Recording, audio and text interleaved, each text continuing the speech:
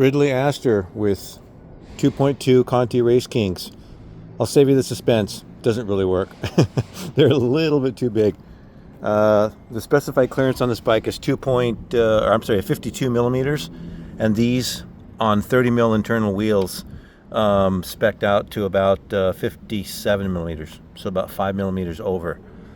And as you can see, the front's doable. I'm going to say that's around 5 millimeters clearance, roughly 4 to 5 millimeters.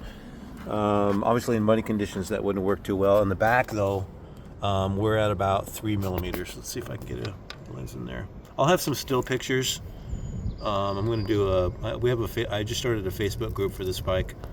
I'll do some still pictures, but yeah, it's a little bit too close. So I can run this in the dry a little bit, but I wouldn't want to run this in the wet. So I just built this, carbon cranks, BB Infinite, bottom bracket, XTR 1051 cassette, GRX with the Wolftooth, and the chain line on this is not stellar because it's a gravel chain line, so the chain ring is a little further out, so that's the center line cog, and if you were on a road bottom bracket, this would be like a little further up because it would be a little bit narrower. So the chain line's not great, but that's as close as it gets. So I've got this adjusted as close as it'll go without the spider hitting the frame. I've got maybe a millimeter or so clearance there. So I know a lot of people love 1x, but 1x is just not as efficient as 2x. There's no way around it. It does weigh a little bit less, not a lot less, but with the big tire on there, there's no room for a derailleur in here. The derailleur has, so if you want to run the big tires, you pretty much have to run 1x. My other gravel bike that I like is a Checkpoint SLR with the 2x setup, and I've been racing that. I've been really happy with this. So this is an experiment to see how big a tire I can run.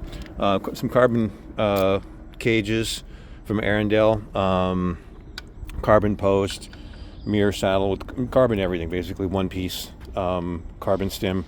And this is the flare. It's 40 on the top, 46 on the bottom. This is the standard Cirrus gravel Ridley one piece, what they call the Cirrus Pro. Dura Ace shifters. These are some light bicycle wheels. These wheels are very light. They're about $12.50 for the set. They're 30 mil internal hook bead, CX3 spokes, DT hubs, and they are about 45 mil deep. Candy tie pedals. And I've got the Wolftooth Ridley specific chain guide on there, which will help keep the chain on a little bit. Well, that's the build. It's as you see it here, minus the computer.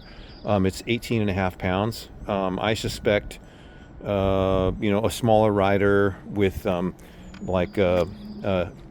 egg beaters or something like that, and a lighter tire could get that down into the probably 16.5, 17 pound range. These tires are pretty burly.